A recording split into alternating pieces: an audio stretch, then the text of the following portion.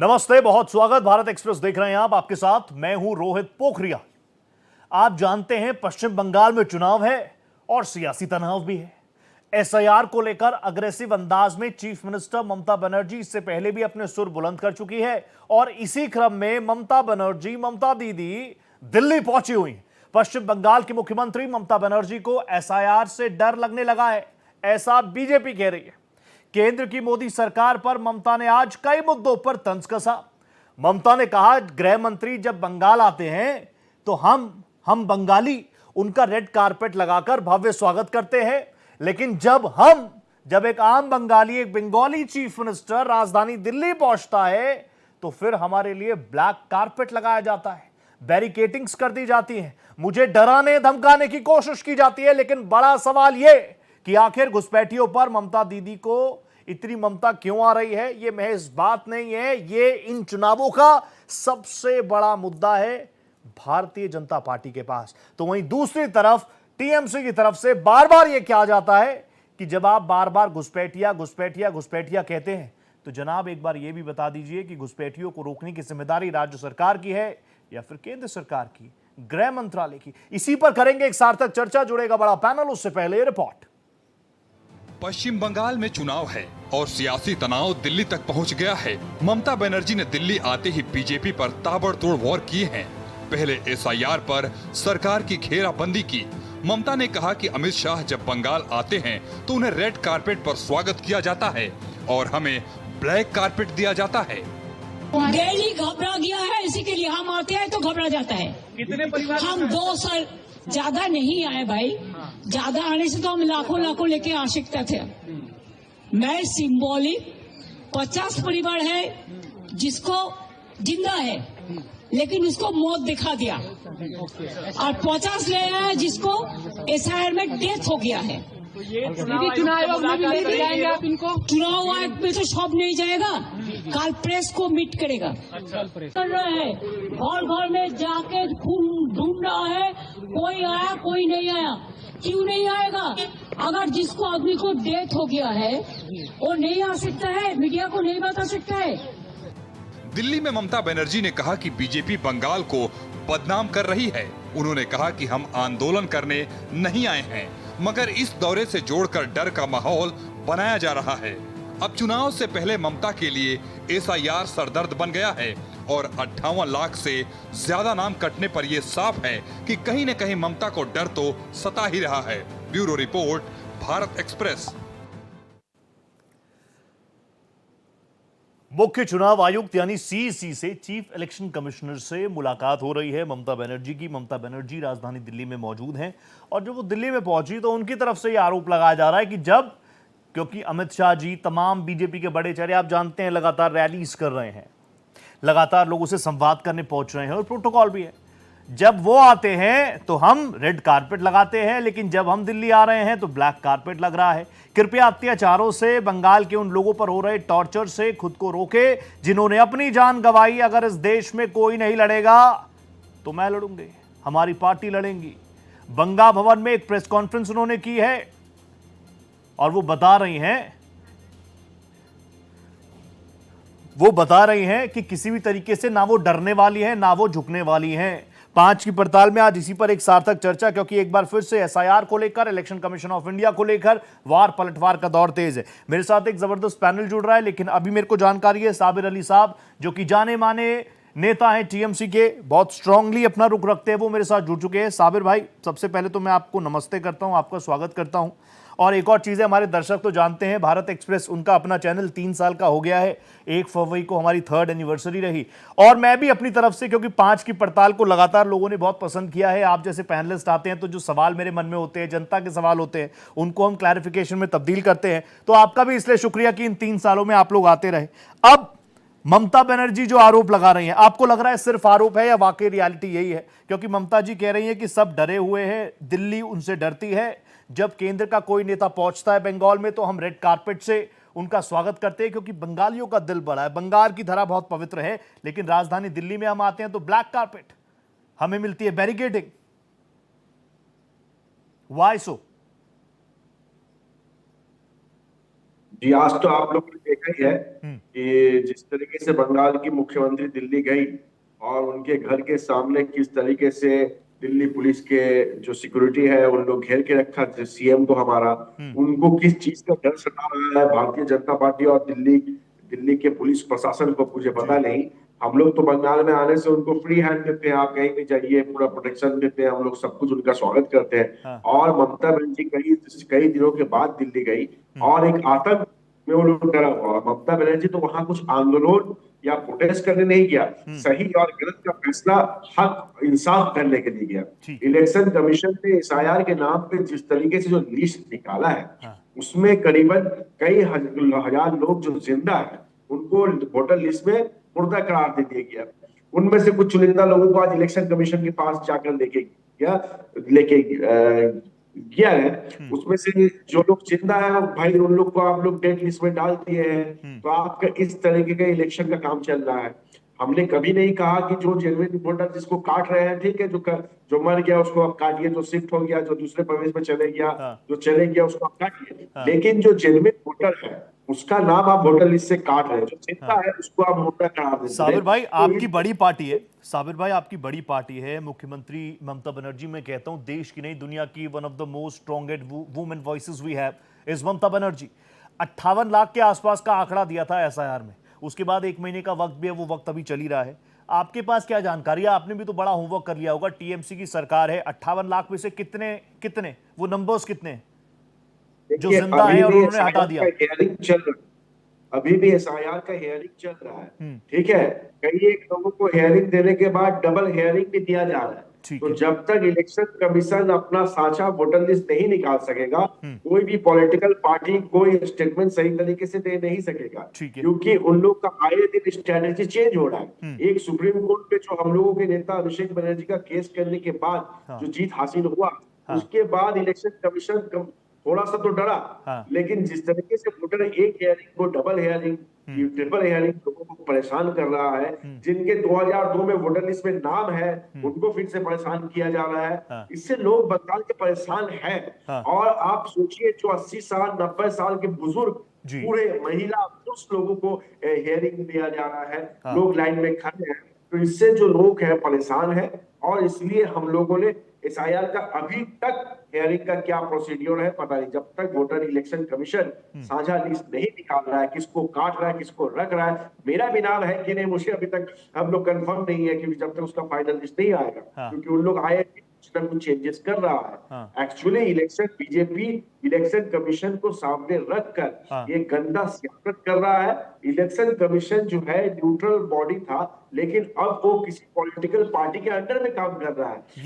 ये टीएमसी का official stand है क्या इलेक्शन कमीशन ऑफ इंडिया के लिए? साबिर भाई, is this your official stand for election commission of India और सीईसी जिनसे मुलाकात करने आज दीदी गई हैं? इलेक्शन कमीशन इज बायस। देखिए दीदी तो क्लियर कर दिया, जो वोटर जिंदा है, जिंदा लोगों को वोटर लिस्ट में मुर्दा करार दे दिया गया। तो मुर्दा लोगों को उठाकर दीदी लेके गया, जो जिंदा है उसको इलेक्शन कमीशन कर रहा है डेड। तो डेड वोटर लिस्ट लेके गया। तो ये सिर्फ एक छोटा सा एग्जाम्पल था, 50 लोगों का एक छोटा सा एग्जाम्पल। ऐसे हजारों लाखों वोटरों का नाम इधर से उधर किया गया। आप देख रहे हैं एक क्लियर चित्र है किस तरीके से इलेक्शन कमीशन काम किया। जिंदा लोगों को मार दे रहा है, जेन्युइन वोटर का नाम काट दे रहा है। यहाँ तो बंगाल में मजाक चल रहा है कि सत्ता हासिल करने के लिए। ये मजाक, सही बात कह रहे हैं आप। अगर आपकी बातों में दम है तो दिस इज ये एक भद्दा मजाक है लोकतंत्र के साथ। अगर आपकी बातों को मैं 100% सच मान लूं, आपने बोला इलेक्शन कमीशन ऑफ इंडिया डर भी गया, इसलिए वो पूरी जो फाइनल लिस्ट है वो नहीं दिखा रहा। दूसरी तरफ बीजेपी कह रही है इलेक्शन कमीशन नहीं डर रहा, बीजेपी नहीं डर रही, टीएमसी डरी हुई है क्योंकि कुर्सी जाने वाली है। इस सवाल के साथ मैं आपके पास आऊंगा, लेकिन मेरे को जानकारी है डॉक्टर अंशु जोशी जी मुझे स्क्रीन पर नजर आ रही है। डॉक्टर अंशु, सबसे पहले मैं आपको नमस्ते करता हूं, गुड इवनिंग करता हूं।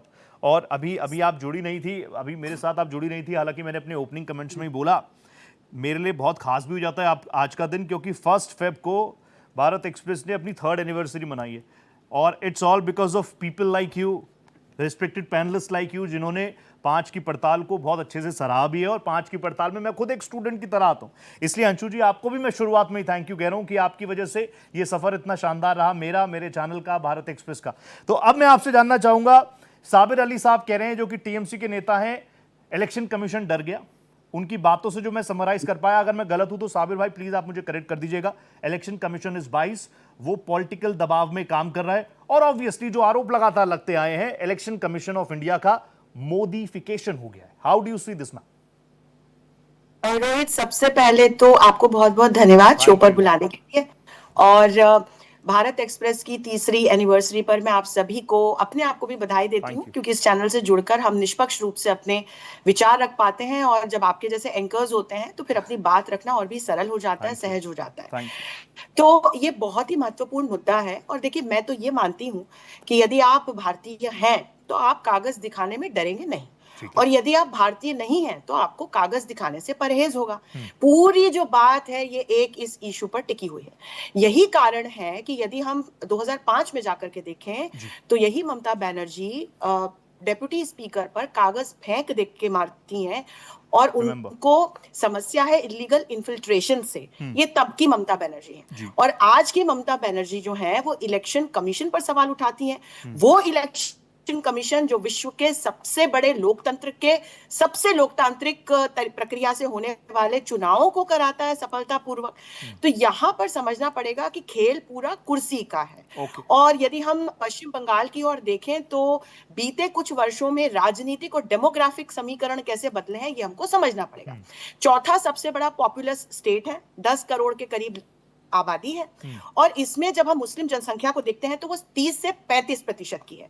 अब यदि हम बीते इलेक्शंस की ओर देखते हैं तो 2019 के बाद से रोहित हम लगातार एक बड़ा बदलाव ममता बनर्जी को मिलने वाले मुस्लिम वोटों की संख्या में देखते हैं।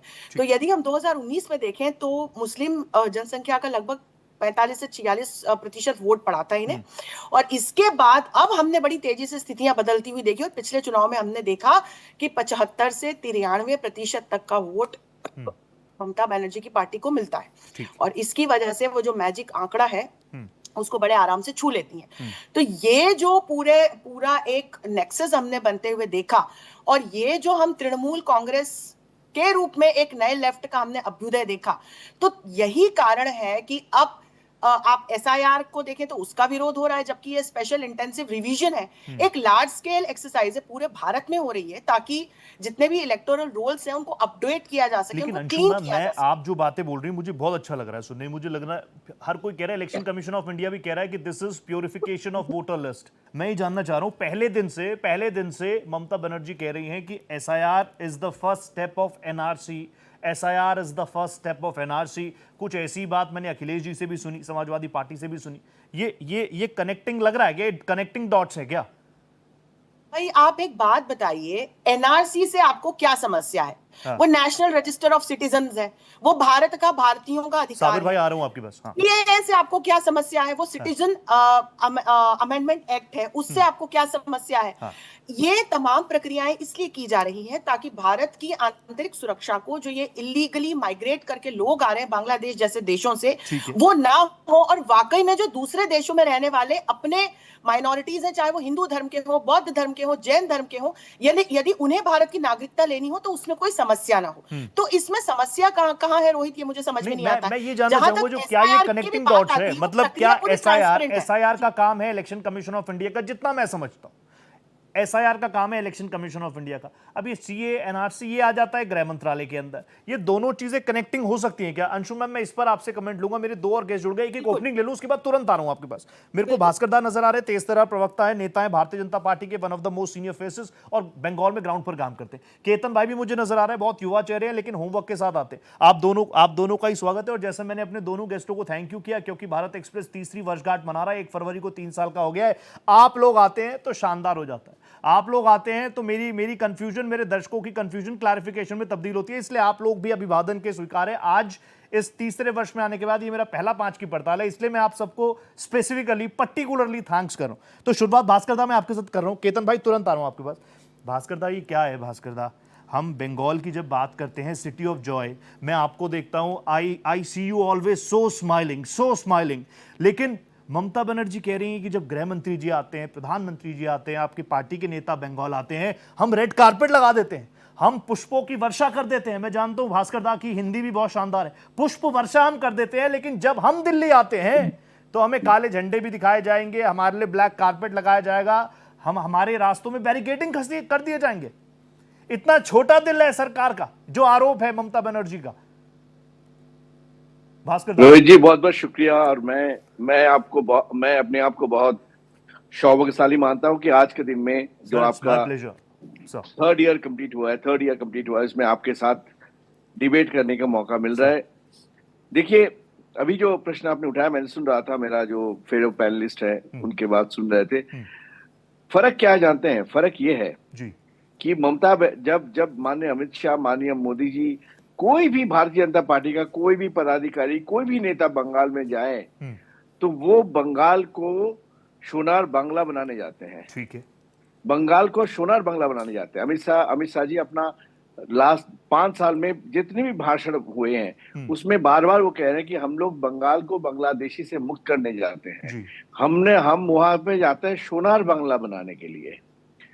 और ममता दीदी, ममता कोई भी कहें, आप वो जब दिल्ली आती हैं तो अपने एक 1 पॉइंट एजेंडा लेके आते हैं कि कैसे उनका पॉलिटिकल स्वार्थ जो है, पॉलिटिकल पब्लिसिटी जो है, पॉलिटिकल जो इंटरेस्ट है, मोटिवेटेड इंटरेस्ट है, उसको कैसे बरकरार रखा जाए। वो दिल्ली को देने के लिए नहीं आते, दिल्ली से लेने के लिए आते हैं। अच्छा। और हम माननीय अमित शाह जी, माननीय गृह मंत्री, माननीय प्रधानमंत्री बंगाल को देने के लिए जाते हैं। अच्छा। कि बंगाल को हम अच्छे एक गवर्नमेंट देंगे, अच्छे सरकार देंगे, डबल इंजन का सरकार देंगे, बंगला को बांग्लादेशी से मुक्त करेंगे, बंगला को इंडस्ट्रियलाइजेशन करेंगे, बंगला को हम घर घर में इलेक्ट्रिसिटी पहुंचाएंगे। बंगला को मैं सुजला सुफला, वंदे मातरम का जो पहला पंक्ति है, सुजला सुफला सस्य श्यामला, यही सुजला सुफला सस्य श्यामला, ये बंगला को देने के लिए वो जाते हैं। और ममता बनर्जी बंगला को क्या देते हैं? विस्फोरण देते हैं। बंगला को बना दिया है उन्होंने एक बम का कारखाना बना दिया है। बंगाल का इंडस्ट्री बंद हो गया है। सिर्फ वहां पे बम ब्लास्ट हो रहा है, लोगों को चिखरे उड़ रहे हैं, लोगों का वहां से पलायन हो रही है, और लोगों को बंगाल के तो ऐसे बनेगा सोनार बांग्ला, माँ माटी मानुष कुछ नहीं है क्या? यही फर्क है रोहित जी, यही फर्क है। जब ममता बनर्जी दिल्ली में आती है तो काला झंडा क्यों दिखाते हैं हम लोग? कि दिल्ली में तुम लेने आते हो, देने नहीं आते हो। और जब हम बंगाल जाते हैं तो ममता बनर्जी रेड कार्पेट क्यों देते हैं? क्योंकि माननीय प्रधानमंत्री सौगात लेके जाते हैं। 80,000 करोड़, 82,000 करोड़ का सौगात लेके जाते हैं। माननीय गृह मंत्री बोलते हैं कि हमें जमीन दे दो, मैं बांग्लादेश में फेंसिंग कर दूंगा। लेकिन नहीं देते, जमीन नहीं देते, लेकिन नहीं देते। This is big. It's not about just election or politics, it's about nation. मैं आ रहा हूं भास्कर दा, आपका ओपनिंग बहुत शानदार आ गया। केतन भाई भी मुझे नजर आ रहे हैं। केतन भाई, एसआईआर को लेकर अब आप देखिए जो लड़ाई my respected leader of opposition ने जो शुरू की थी, अब मैं फैक्ट्स के ऊपर नहीं जा रहा, सही है गलत है। वो कह रहे थे बॉम्ब फटेंगे, हाइड्रोजन बॉम्ब आएगा, अर्थक्वेक आने की बात हमेशा से होती रही थी, एटम बॉम्ब फटेगा, परमाणु अणु सारे बम फट जाएंगे। एसआईआर को लेकर what's the stand of Congress? कहां गया वो अग्रेशन? दीदी दिल्ली तक पहुंच गई है, वेयर इज कांग्रेस? जी, दीदी आज दिल्ली आई है। पहले तो हमारे आप सभी दर्शकों को और आपके चैनल को मैं बधाई देना चाहता हूं तीसरी वर्षगांठ के लिए। और हमारे जो सभी को पैनलिस्ट है, सभी को नमस्कार, गुड इवनिंग। और अभी जो हमारे भाजपा के जो हमारे दादा जो बात कह रहे थे, लेने देने वाली बात, कितना देते हैं लेते हैं, तो पहले मैं इस बात से बड़ा मतलब मैं सहमति नहीं रखता हूँ। लोकतंत्र में ये देना लेना ये नहीं होता है। कोई सरकार किसी को कोई खैरात नहीं देती है। जनता के पैसों के टैक्स होता है, उससे जो परिकल्पनाएं चलती है। कोई अपने पैतृक संपत्ति से, कांग्रेस हो बीजेपी हो, कोई अपने पैतृक संपत्ति से जनता को नहीं देता है कुछ। तो ये बात से मैं घोर आपत्ति जब करता हूँ। अब मैं आता हूँ एसआईआर पर। देखिए, एसआईआर की जो प्रक्रिया है या जो चुनाव आयोग का जो अब हमने हाल के दिनों में जो नया चुनाव आयोग है, जो सरकार द्वारा नियोग जिसका होता है, सरकार द्वारा नियंत्रण जिसका होता है, इस नए चुनाव आयोग में कि बहुत सारे हमने त्रुटियां पकड़ी हैं। और ये जो एसआईआर की प्रक्रिया भी है, इसमें ये भी हड़बड़ी भी है, इसमें बहुत गड़बड़ी भी है। इससे कोई दो मत हम नहीं रखते हैं, इसमें हम बात सही है।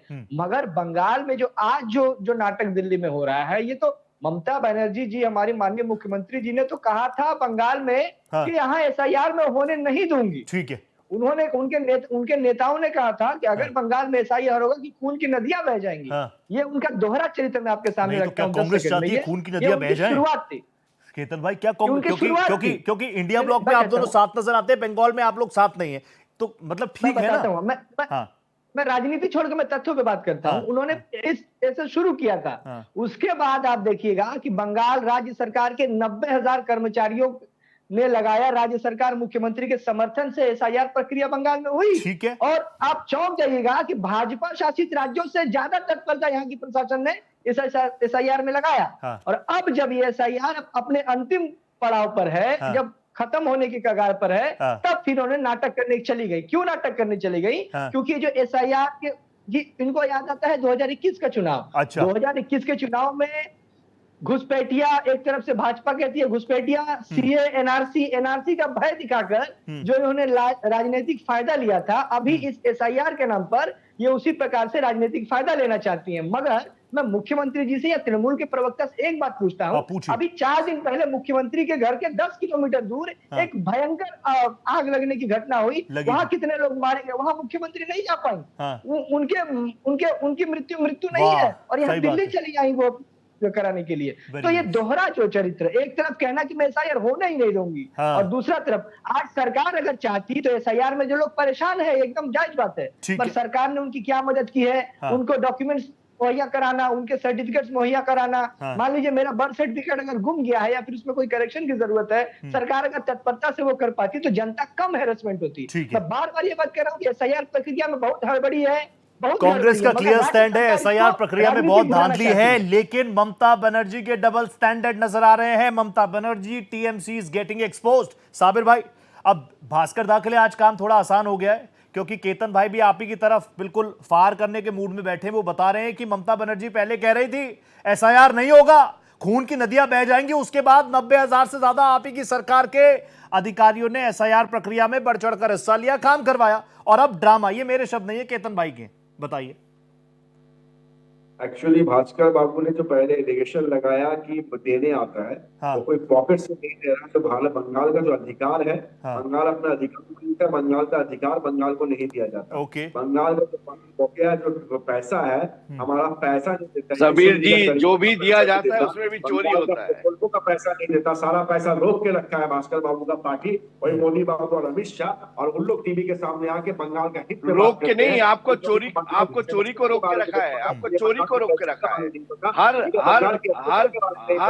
योजना में चोरी करते हैं आप लोग। सम्मान करता है बंगालियों को, बांग्लादेश और रोहिंग्या जैसे शब्द अब सब करके बंगालियों का अपमान करता है, एक महिला मुख्यमंत्री का अपमान करता है। उन लोग का सामने हम लोग सफाई देने नहीं बैठेंगे, क्योंकि ये लोग गंदा राजनीति करती है। और रही बात कांग्रेस की प्रवक्ता ने जो कहा, कांग्रेस के प्रवक्ता शायद वो बंगाल से बिलोंग करता है। बंगाल का कांग्रेस के जो भी प्रवक्ता बैठता है वो बीजेपी के बात करता है, और जब दिल्ली का कोई कांग्रेस का प्रवक्ता बैठेगा वो ममता बनर्जी का अपना नेता मानता है, ममता बनर्जी को अपना लीडर मानता है। कांग्रेस में बटाव है भाई, केतन भाई, कांग्रेस में बटाव है। बंगाली प्रवक्ता होगा तो टीएमसी के खिलाफ बोलेगा, दिल्ली वाला प्रवक्ता होगा तो बीजेपी के खिलाफ बोलेगा। Congress has know stand.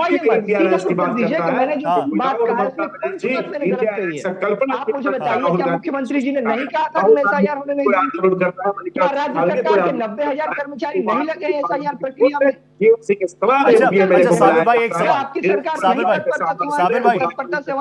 भाई, अधीर रंजन चौधरी ने भी कहा था। साबिर भाई, एक संघर्ष का नाम है, आई नो संघर्ष का नाम है, मैं बोल तो रहा हूं। पहली स्टेटमेंट में कहा one of the strongest movement voices we have Mamata Banerjee. लेकिन साबिर भाई मुझे बताइए, अधीर रंजन चौधरी कह रहे हैं कि जो काम ममता बनर्जी कर रही हैं वो सीएम पद की गरिमा के अनुरूप नहीं है। आप क्या कह रहे हैं? Congress is B team for Bharatiya Janata Party in Bengal. Yes, absolutely. Congress is B team in of Bharatiya Janata party. Ketan भाई, मैं कहता हूं कि तू इधर उधर की बात न कर। केतन भाई, बी टीम आप हो गए अब। तू इधर उधर की बात न कर, ये बता कि बंगाल में एसआईआर क्यों हुआ? जब मुख्यमंत्री ने कहा था कि मैं एसआईआर नहीं होने दूंगी, तो उनके बात की कीमत है कि नहीं है? क्यों हुआ एसआईआर बंगाल में? आज क्यों लोग जहमत में हैं? आज क्यों लोग मारे जा रहे हैं? अगर बंगाल की जनता, बंगाल की सरकार ने अगर जनता की मदद की होती, प्रशासन ने अगर मदद की होती, तो आज ये स्थिति न आई होती। संकट में है, कांग्रेस बंगाल में है नहीं। कांग्रेस का प्रवक्ता को बंगाल के मुद्दे पे बुलाकर आप अपना टाइम वेस्ट कर रहे हैं। मैं आपको डायरेक्ट बात बोल रहा हूँ आपको। कांग्रेस अरे परिवार में भैया ये अहंकार जो है ना, अभी ये कांग्रेस अहंकार पूछ रही रावण थी, का भी इधर उधर था, की बात राम न कर, ये मिट्टी बता में मिल गया काफिला था। लुटा क्यों? जो हालांकि अहंकारी काफिला होता तो है इसी प्रकार से कांग्रेस मिट्टी का में मिल काफी जाते बुरी हैं। तरीके से और लुटा है, ये लेकिन मैं अंशु आपको जी के पास मैं जा याद रहा हूँ। दिला दूं, पॉलिटिकल इसी बहसबाजी कांग्रेस चलती के रहेगी, घर मैं से आप जानता पैदा हूँ। हुए हैं। साबिर भाई, और वेलकम इसी back to you. Congress Ketan का भाई, हाथी वेलकम बन बैक टू गया यू। था। भास्कर दा, तुरंत आ रहा हूँ, मुझे 2 मिनट दीजिए। मैं अंशु जी के पास जा रहा हूँ। अंशु जी किसी के बीच में नहीं बोलती, तो उनके बीच में भी कोई ना बोले, ये काम मेरा है। अब अंशु जी प्लीज आप मुझे बता दीजिए। अंशु जी, मुझे वो लड़वाना झगड़वाना वो काम ही पसंद नहीं है, लेकिन जब आप जैसे इंटेलेक्चुअल मेरे सामने बैठते हैं ना, तो ये मेरे लिए भी बहुत अच्छी बात है। मेरे मन में कोई सवाल, अब जो पहले दिन से हर कोई कह रहा था कि ममता बनर्जी खुद कह रही थी फर्स्ट स्टेप ऑफ एनआरसी, क्या एसआईआर और एनआरसी का कोई कनेक्शन हो सकता है कि नहीं हो सकता? मैं इसी पर आपसे क्लैरिफिकेशन चाहता हूं। मेरे दर्शक यही जानना चाहते हैं, है कि नहीं है, कुछ तो क्लैरिटी जाए।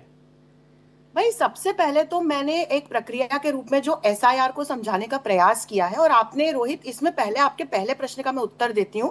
आपने जी। इसके पहले एक प्रश्न किया था कि मैं ये जानना चाहता हूँ कि इससे गृह मंत्रालय कैसे जुड़ा है। हाँ, हाँ, हाँ। वहीं से एनआरसी और एसआईआर के बीच का हमको क्या रिश्ता है वो समझ में आ जाता है, वो दर्शक भी समझ जाएंगे। हम ये समझे कि इस पूरी एसआईआर की प्रक्रिया को कंडक्ट करवाने वाला तो हमारा इलेक्शन कमीशन है, लेकिन ये जुड़ा है भारत की आंतरिक सुरक्षा से मुद्दा।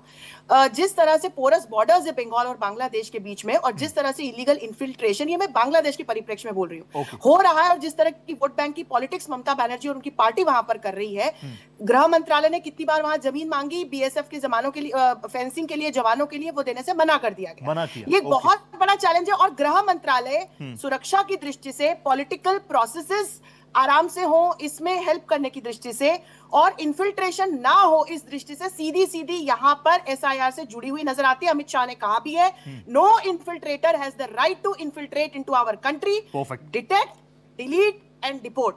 तो सीधे सीधे हम ये समझे कि एसआईआर का उद्देश्य क्या है, और इसके बाद फिर आप जो उसको जोड़ना चाहते हैं आगे सीएए से या एनआरसी से, तो वो फिर आपको समझ में आ जाता है कि ये तमाम जो एक्ट हैं ये बन इसलिए रहे हैं ताकि किसी भी धर्म विशेष को लेकर के कोई भी एक पार्टी वोट बैंक की पॉलिटिक्स ना कर सके, हमारे बॉर्डर्स पोरस ना हो सके, इलीगल इन्फिल्ट्रेशन ना हो सके, और जो दूसरे देशों में माइनॉरिटी कम्युनिटीज के, यानी हिंदू, जैन, बौद्ध धर्म की जो माइनॉरिटी कम्युनिटीज रह रही हैं, उनको भारत की नागरिकता लेने में सुगमता हो, उसमें आसानी हो। और एक और बिंदु जोड़ना चाहती हूँ, जो बार बार ये कहा जाता है ना, ये महिला मुख्यमंत्री है, इनका अपमान होता है। भारतीय जनता पार्टी को मैंने देखा है, मैं इसमें राष्ट्रीय स्वयंसेवक संघ भी जोड़ देती हूँ, विमेन लेड डेवलपमेंट, महिला सशक्तिकरण से एक कदम आगे जाके विमेन लेड डेवलपमेंट की बात यदि किसी पार्टी ने इस देश में सबसे पहले शुरू की है तो वो भारतीय जनता पार्टी है, वो राष्ट्रीय स्वयंसेवक संघ है। तो हम इस बात को भी ना भूलें कि इस वक्त इस पार्टी में कितनी महिलाओं को नेतृत्व की भूमिका में रखा हुआ है। ठीक है, छोटा सा रिएक्शन केतन भाई, तुरंत आ रहा हूं। केतन 30 सेकंड दे रहा हूं भाई आपको, 30 सेकंड में रिएक्ट कर दो, बस कुछ कहना चाह रहे हैं। एकदम देखिए, बंगाल में हम तो बंगाल में ही रहते हैं ना, तो मान लीजिए कि अभी जो भाजपा की जो प्रवक्ता जो बात कह रही थी घुसपैठियों को लेकर, भाजपा की प्रवक्ता नहीं है यार, भाजपा की प्रोफेसर हैं डॉक्टर अंशु। मैं बिल्कुल प्रवक्ता नहीं हूं किसी भी पार्टी की।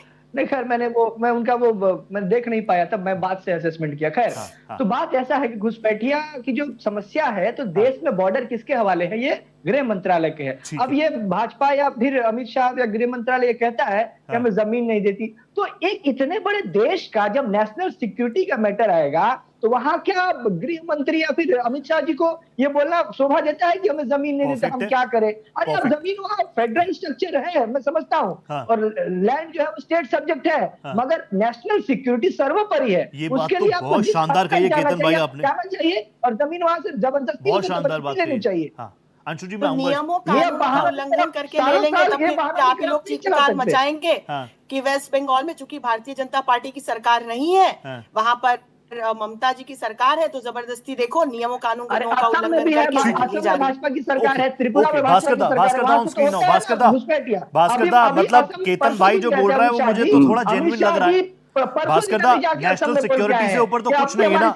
अगर कोई स्टेट जिसके बॉर्डर्स लग रहे हैं बांग्लादेश जैसे राष्ट्र के साथ, वहां क्या कुछ हो रहा है हर कोई जानता है, ऐसे में क्या एक सशक्त राष्ट्र की सशक्त सरकार, जिस पर 2014, 2019, 2024 और आगे भी आप कह रहे हैं 2047 तक तो आप कहीं जा ही नहीं रहे, ये बीजेपी कह रही है, लेकिन ऐसी सशक्त नेतृत्व अगर कोई राज्य कह रहे हैं हम जमीन नहीं दे रहे, बात खत्म, फुल स्टॉप।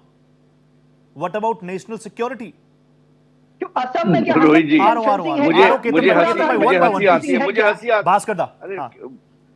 हंसी आती है जब ये कांग्रेस की प्रवक्ता बताते हैं नेशनल सिक्योरिटी, मैं कई तथ्य देकर आपको समझाता हूं। जी इस देश में जम्मू कश्मीर में कांग्रेस आने के पहले, भाजपा आने के पहले, कांग्रेस के जब शासन थी तो कितनी फेंसिंग, कितनी बॉर्डर फेंसिंग हुई थी। शासन तो इनका था, सरकार इनकी थी, इनकी अलायंस की सरकार थी, कितनी हुई थी। पहलगाम बंगाल में आतंकवादी आते हैं, हमारे महाराज पर्यटकों को सुनिए, मार देते अरे हैं, सुनिए मारकर तो चले जाते हैं। फिर और आप मेरे टाइम में क्यों आ रहे हैं? फेंसिंग की आप मेरे टाइम में क्यों आ रहे हैं? मुझे बोलने दीजिए। पहलगाम, उसके बाद मैं जवाब दे रहा हूं। अब तो ये तो चैनल नहीं, का टाइम है, ये लगी रहा नहीं है, है। अरे कोई बात लगी रहा है नहीं, कि मैं अपना सच इशू है, बोल रहा हूँ, अपना लगी इशू रहा है है। मैं सच बोल रहा हूँ। अब मैं सुनते फिर आऊंगा। आतंकवादी आते हैं, हमारे बंगाल में पर्यटकों को मार देते हैं और 2014 के मारकर आराम बाद से चले भी जाते हैं। जी यही है आपकी 2014 के सुरक्षा। बाद बंगाल में कितनी किलोमीटर का फेंसिंग हुई, हाँ। ये आप तथ्य लेकर देख लीजिए। ठीक है 2014 के पहले बंगाल में कितना था, आज कितना था, हाँ। आज कितना हुई है। केंद्र जो में तीसरी जो बार की भाजपा फेंसिंग की अभी भी सरकार है, जो अब हम हो बहाना पाई नहीं है, सुन सकते। वो अब बेसिकली हमें काम जो लगता है, हमें जवाब रिवर चाहिए। बॉर्डर का आप फेंसिंग मुझे है असम उसमें नहीं का हो डेटा पाई दीजिए है। ना। असम मेरा में तो कहना है डबल कि इंजन की सरकार है, 2014 असम का के डेटा बाद दीजिए। जब हमारी सरकार आई असम में क्या तो 100% हमने फेंसिंग है? जम्मू कश्मीर त्रिपुरा में में क्या ऑलमोस्ट 100% 100% फेंसिंग है? फेंसिंग कंप्लीट और कर दिया। बंगाल में राज्य सरकार जमीन नहीं आज देती, मैं उसके लिए प्रश्न आप क्या करता हूँ खोट केतन गए? उसके लिए जायसवाल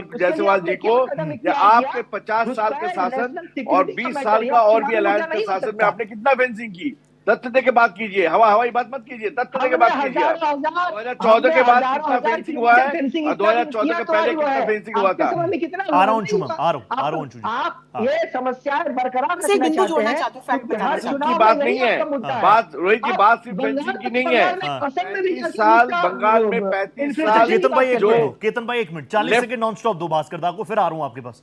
आ रहा हूं अंशुमन, तुरंत आ रहा हूं, आपका पॉइंट ऐड ऑन करूंगा। भास्कर दा 40 हाँ, सेकंड नॉन बस एक ही स्टॉप। पॉइंट है। चलिए बोल दीजिए अंशु जी, अंशु जी बोल दीजिए। मैं जो कह ये भास्कर मैं फैक्ट जो है, कह किसी रहा का ये पॉइंट लेटेस्ट हाँ। खबर ये है कि कलकत्ता हाई कोर्ट 35 ने हाँ। राज्य सरकार को आदेश दिया है कि बीएसएफ को मार्च 31 तक जो जमीन चाहिए। बीएसएफ के लिए फेंसिंग के लिए चाहिए, और इसके लिए गृह मंत्रालय ने बाकायदा इसके बाद कानून का सहारा लिया। और जो मैं कह रही थी कि कानून का उल्लंघन करके गृह मंत्रालय कुछ नहीं कर Perfect. सकता, उसमें उन्हें जीत मिली है। और ये पोरस इंडिया बांग्लादेश बाउंड्री को बार्ब वायर किया जाए, इसके लिए जो जमीन खरीदी है गृह मंत्रालय ने वहां की राज्य सरकार से, ठीक है। उसका पेमेंट हो चुका है। साबिर भाई उसके लिए आदेश ये नेगेटिव अब जाएगा गृह आपके मंत्रालय के लिए। हक में दिया साबिर गया। भाई बस मतलब ये जोड़ना राष्ट्रीय सुरक्षा के लिए भी पहले कोर्ट जाना पड़ेगा सरकार को, कोर्ट से आदेश मिलेगा, उसके बाद फेंसिंग होगी। साबिर भाई मुझे बस एक मिनट दीजिए। उनके लिए राष्ट्रीय भास्कर दा नॉन सुरक्षा स्टॉप, से यस। इंपॉर्टेंट है हाँ। उनकी वोट बैंक हाँ बांग्लादेश से आते हैं। तो ममता दीदी को घुसपैठिए थोड़ी पसंद है भास्कर दा। ममता दीदी को घुसपैठिया ही चाहिए, रोहिंगा घुसपैठिया तो चाहिए। हाँ। इसीलिए तो इतना बवाल हो गया, एसआईआर के लिए बवाल क्यों मचा हुआ है। हाँ। जब हमने वही दुखती रग में हाथ डाल दिए है ना, हम इतना दिन आईआर हो रहा था, हाँ। अब जब एसआईआर हो रहा है तो वो दुखती रग में हाथ डाल दिया हमने। ठीक है। हाथ डाल दिया तो ममता दीदी चिल्ला रही है और इसका चीख दिल्ली तक आप पहुंची। ओहो। जब बंगाल में कोई चीख सुन नहीं रहा है तो दिल्ली तक आप पहुंची चीख। हाँ, हाँ। यही बात है, दुखती रग में हाथ लग गया उनका। ठीक है। 35% जो डॉक्टर जोशी ने बताया, हाँ। 35% वोट इस देश का वोट नहीं है, हाँ। इस देश का नागरिक का वोट नहीं है। हाँ। 73 lakh 73 lakh ration card deactivate किया गया है। ठीक है। क्यों, ये कहां से आया? भास्कर दा आपका हमारे पॉइंट मैंने ले लिया, लेकिन साबिर भाई हाँ। साबिर भाई मैं बोल रहा हूं कि देश में कोई भी चेहरा हो, कोई भी पार्टी हो, घुसपैठिया थोड़ी अलाउड होगा। ममता बनर्जी की राजनीति की जो जमीन थी उसमें कितना स्ट्रांग पॉइंट एक वक्त पे घुसपैठिया था, जब लेफ्ट की सरकार थी कोई कहता लेफ्ट हटेगा ही नहीं, तब ममता दीदी ने उखाड़ के फेंका, तब उनको घुसपैठिया पसंद नहीं थे। आज भास्कर दा कह रहे हैं कि ममता दीदी को घुसपैठिया पसंद है, और अभी जो फैक्ट आया, जो बताया डॉक्टर अंशु ने कि कोर्ट बोलेगा तब ये काम होगा। और एक और चीज साबिर भाई आप नॉन स्टॉप बोलेगा 2 मिनट। एक और चीज, एक वीडियो को लेकर लगातार भारतीय जनता पार्टी कहती है कि जैसे ही एसआईआर की प्रक्रिया शुरू हुई, जो बंगाल बांग्लादेश के बॉर्डर थे वहां पर लोग खड़े हो गए, भागने लग गए, उनमें डर जो है उनमें डर आ गया। और भास्कर दा हमेशा कहते हैं कि घुसपैठियों में ये डर उनको अच्छा लगता है। भास्कर बाबू, अंशु जी जो भी बयान दे रहे हैं, उनको भारत बंगाल में रहने वाला हर बंगाली समाज उनको रोहिंग्या लगेगा। अच्छा। जब तक टीएमसी के गवर्नमेंट में हर जो भी बांग्ला बोलता है, हाँ। उनको रोहिंग्या लगेगा। आप जरा बात को समझिए, रोहिंग्या म्यांमार के प्रदेश के कुछ लोग आबादी, उस आबादी को रोहिंग्या, प्रदेश के जो लोग हैं उनको रोहिंग्या बोलता है। वहां पर जब टॉर्चर हुआ तो कुछ लोग जो है बांग्लादेश की तरफ भागे थे, कुछ हिंदुस्तान की तरफ आए थे। जो लोग आए थे वो लोग उड़ीसा में, उन लोगों को पनाह दिया गया, उन लोगों को सेंटर दिया जहाँ उनका गवर्नमेंट है। और बंगाल में कितने रोहिंग्या को बंगाल जो है बना दे सकता है। ये सब झूठा एलिगेशन लोगों को बोलकर पब्लिक को गुमराह करना इनका आदत सा हो चुका है। एक्चुअली हकीकत में मैं आपको क्लियर कहना चाहूंगा, एसआईआर लाने के बाद इनको उल्टा पड़ गया। एसआईआर लाने के बाद इनको सोचा था कि हम लोग को सपोर्ट करेगा, सारा चीज हमारा फेवर में होगा, लेकिन एसआईआर जब लागू हुआ लोगों को इतना परेशान इन लोगों ने किया। लोग जब परेशान हुए किस तरीके से फॉर्म भरना होगा, किस तरीके से फॉर्म को फिलअप करके एसआईआर में जमा देना होगा, इनका तो वर्कर खुद भी नहीं है, इनका तो वर्कर जमीन में नहीं है, बीजेपी का वर्कर रास्ते पे नहीं। और बाकी सबीर अली जी जो कह रहे हैं ना, वो होश आवाज में तो कह रहे हैं। एसआईआर जब हो रहा था तो आपके कैडर ने गलत फॉर्म फिलअप किया। इसका नतीजा ये है कि 1 करोड़ 68 लाख लोगों को आज इंटरव्यू देना पड़ रहा है। इस तरीके से जिम्मेदार है, जितनी लोगों की मौत हुई है इसके लिए आप जिम्मेदार है। आपने अगर अपने कैडर से, अपने कार्यकर्ता से फॉर्म नहीं भरा था, आज इतना लोगों को इंटरव्यू लेने का दरकार ही नहीं पड़ता। एसआईआर का लिस्ट कब तक फाइनलाइज हो जाता है? यही तो मैं कह रहा हूँ रोहित जी, ये खुलेगा कि नहीं, जिद्दी मेरी पढ़ भी मेरी। कह रहे हैं आपका खाता नहीं खुलेगा इस बार, जमीन स्तर से दूर है। साबिर भाई कह रहे हैं भास्कर दा आपका खाता नहीं खुलना इस बार। आप बीजेपी है कहाँ? बीजेपी सिर्फ टीवी में आता है। अच्छा, रोहित पर नहीं है इनका रोहिंगा का खाता मुझे खुलना नहीं है। इनका बांग्लादेशी का खाता मुझे खुलना नहीं है।